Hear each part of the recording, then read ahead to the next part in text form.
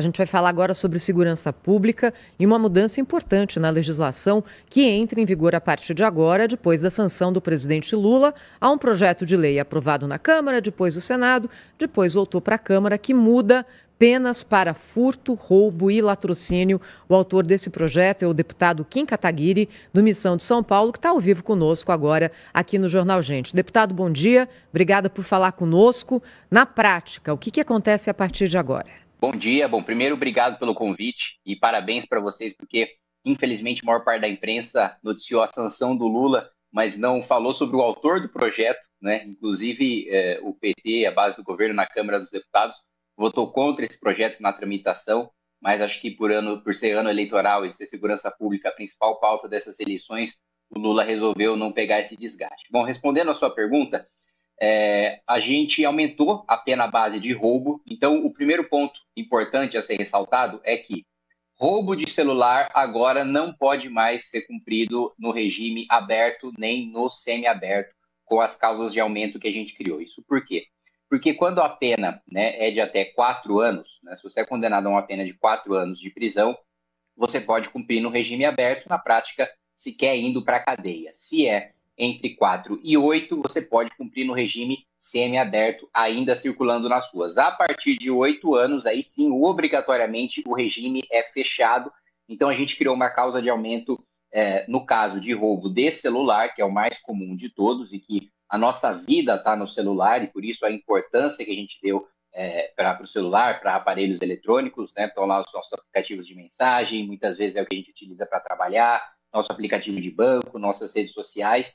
A causa de aumento é de 1/3 a metade da pena, caso seja de celular. Com uma causa de aumento também que já existia no caso de uso de arma de fogo, também aqui no estado de São Paulo é o tipo mais comum, né? É difícil você ter um roubo com arma branca em São Paulo, o mais comum é com arma de fogo, um aumento de 2/3, e o aumento da pena base que passa de 4 anos para 6 anos, a pena mínima de roubo.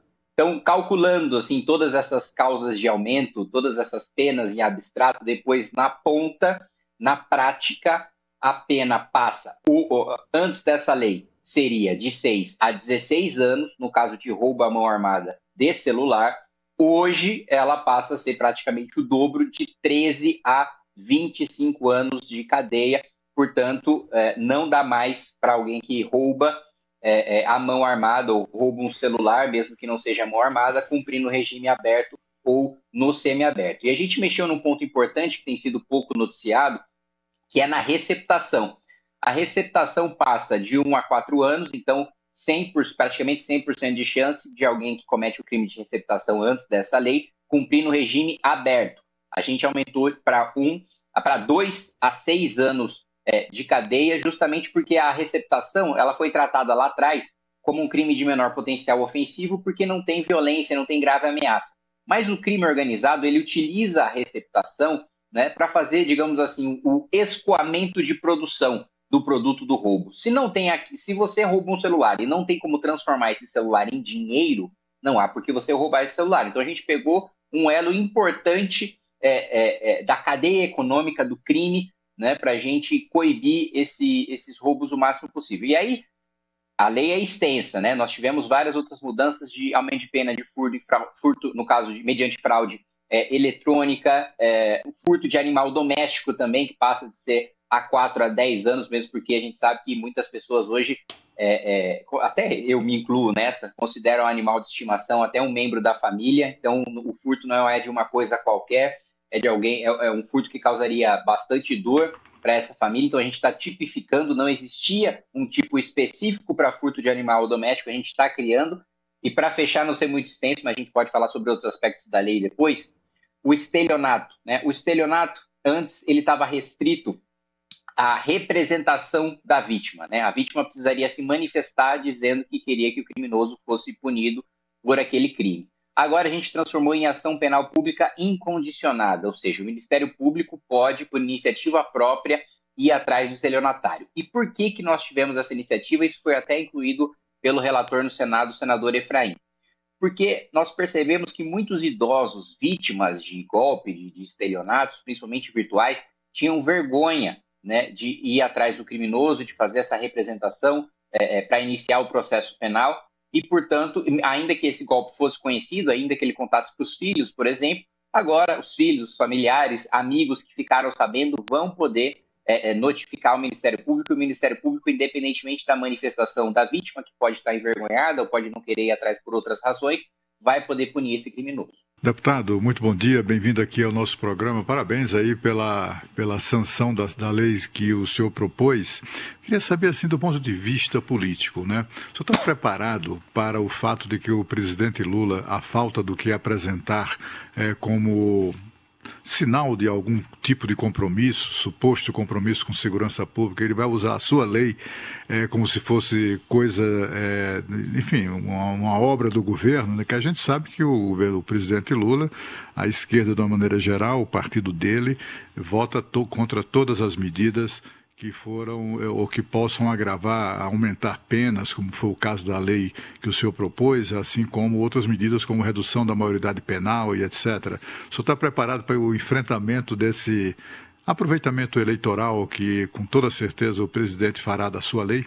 Não tenho a menor dúvida de que o governo vai utilizar os seus canhões de comunicação para colocar isso como um grande mérito do presidente, não à toa, né? A maior parte, mais uma vez eu ressalto e agradeço a Band News por fazer essa justiça, porque a maior parte dos veículos de comunicação estão apenas falando da sanção do presidente Lula. A gente sabe que a população não entende a diferença entre a sanção, entre ser o autor, entre ser relator, então acaba parecendo que é um projeto, que é uma iniciativa do Lula, quando a chamada e até o corpo da matéria é só sobre a sanção. Então eu agradeço e parabenizo vocês por essa justiça, mas a gente está pronto para fazer esse enfrentamento. Não seria a primeira vez que o Lula estaria aí roubando um projeto meu. Da primeira vez foi da CNH sem autoescola, que eu apresentei lá em 2020. Nós não conseguimos aprovar porque o PT e o PL foram contra naquela época, em 2020, quando eu apresentei 6 anos atrás.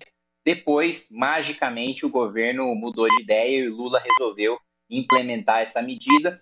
Outra, né, que é um projeto também de minha autoria, que o governo está pensando em mandar uma medida provisória para tomar os louros, é o fim da taxa das blusinhas, né, que perceberam que pegou mal e que não arrecadaram tanto quanto eles gostariam, e aí agora estão querendo revogar, dizendo que eles não têm nada com isso. O PT votou a favor na Câmara e no Senado, o Lula sancionou, o Haddad defendeu, o Alckmin defendeu, o próprio Lula defendeu, a Janja dizia que a taxa era só para as empresas, mas agora eles estão se fazendo de desentendidos, como se eles não tivessem nada a ver com a implementação. Então, essa campanha de desinformação que é levada em frente pelo governo, eu não tenho a menor dúvida de que a gente vai ter que enfrentar, e principalmente pela nossa especialidade no Partido Missão, no Movimento Brasil Livre, pelas redes sociais, que é o instrumento mais poderoso que a gente tem hoje para enfrentar essa campanha de desinformação do governo. E é o que você colocou, Cláudio. O governo não tem o que apresentar em segurança pública, a não ser ter entrado para a história como o governo que, pela primeira vez, teve uma fuga em presídio federal e que o ministro da Justiça deu a desculpa de que, aspas, era carnaval e o pessoal estava relaxado, fecha aspas. Tirando esse grande feito na segurança pública, eles não têm o que apresentar. Por isso, né, tanto o projeto relatório do deputado Derrite, que o governo também votou contra, se posicionou contra, aí depois o Lula tomou os méritos da sanção. Da mesma maneira, eu não tenho a menor dúvida de que na campanha Lula e o PT vão utilizar, olha, nós aumentamos a pena para furto, roubo e receptação, aí a gente vai ter que fazer uma campanha forte para mostrar que o PT, PDT, PSOL, a base do governo votaram contra na Câmara dos Deputados e que inclusive tentaram atrasar a votação quando o texto voltou do Senado e pedindo para que diminuísse a pena, em troca da gente votar no mesmo dia, e que depois o Lula sancionou, porque primeiro, saberia que se ele vetasse, eu iria derrubar o veto dele, teria maioria para isso, e segundo, pegaria muito mal em ano de eleição. Deputado, muito bom dia para o senhor, obrigada por estar conosco ao vivo aqui no Jornal Gente. Como o senhor sabe, nós estamos ouvindo todos os deputados a respeito da questão maioridade penal, que é um assunto inevitável quando a gente fala de segurança pública. Bem, uns deputados se dizem a favor, a maioria, pelo que nós estamos exibindo por aqui, outros contra, dão os seus argumentos e muitos não têm opinião, o que é muito difícil, né? Um parlamentar não ter opinião a respeito de um assunto tão caro como esse. Eu gostaria de saber a opinião do senhor e de que forma o senhor acha que isso vai ser discutido durante uma campanha eleitoral tão polarizada quanto essa de 2026. Bom dia. Olha, primeiro eu diria que se um deputado não tem opinião sobre redução da maioridade penal ou sobre qualquer outro assunto importante para o país, ele está na profissão errada. Nessa profissão ele precisa ter opinião e arcar com a responsabilidade das suas opiniões e representar o seu eleitorado, né? Se seu eleitorado é contra, ele tem que ser firme na defesa contra, se é a favor, tem que ser firme na defesa a favor, e é o meu caso. Sou absolutamente favorável à redução da maioridade penal e digo mais, em caso de crimes graves, de crimes hediondos, eu sou a favor da extinção da maioridade penal. Eu acho que se um menino de 12 anos matar uma pessoa ou estuprar uma pessoa, não é justo com a família, não é justo com a vítima que essa pessoa fique 3 anos internado cumprindo medidas socioeducativas e não vá para a cadeia, né? É um crime cruel demais e eu costumo dizer que a gente não pode permitir que a pena para a vítima seja mais dura do que a pena para o criminoso, né? A gente tem visto, aliás, alguns casos de estupros coletivos cometidos por menores de idade, né? Imagina, inclusive, o caso recente, né? Estupraram 2 crianças, pedófilos, estupraram 2 crianças e que gravaram e publicaram na internet, destruíram a vida dessas crianças. Assim, pro resto da vida delas, elas vão ter que lidar com esse trauma, não só com o trauma da violência física e psicológica, da tortura, mas também de ter esse vídeo disponível. Ao longo da vida delas, alguém maldoso, algum inimigo delas, alguma inimizade, pode fazê-las reviver esse momento, mostrando esse vídeo de novo para elas. E os criminosos, eles vão cumprir 3 anos no máximo, se pegarem a pena mais dura de medidas socioeducativas. Isso, assim, é de revoltar. Aí a gente vê alguns casos, quando existe a falência do Estado, quando existe uma sensação na população de que as instituições não são confiáveis porque elas não promovem justiça, de que elas são reféns do crime e o Estado que deveria exercer o monopólio da força contra os criminosos não exerce, a gente começa a ver as pessoas fazendo justiça com as próprias mãos, né? Quando há a constatação de que o Estado faliu, e vocês me desculpam, eu não estou aqui incentivando nada, né? Mas eu me colocando no lugar dos pais dessas crianças, eu estaria absolutamente revoltado e eu não sei o que eu faria se eu estivesse no lugar deles. Eu não sei se eu cumpriria a lei se eu estivesse no lugar deles, porque é uma coisa de subir o sangue, né? Aquilo que foi cometido. Então, sim, eu sou absolutamente favorável à redução da maioridade penal. Para crimes hediondos, acho que não tem que ter maioridade penal, porque é uma presunção de maturidade para o mal, né? Se a pessoa é capaz de cometer uma atrocidade no nível de um crime hediondo, um homicídio, um feminicídio, um estupro, estupro de vulnerável, pedofilia, o estupro de pessoa com deficiência, esta pessoa declara para o Estado que tem a capacidade de responder pelos seus atos. E aí, gostou do vídeo? Se inscreva no canal para mais cortes do MBL e também deixe o like e algum comentário para estar apoiando o meu trabalho. Até a próxima!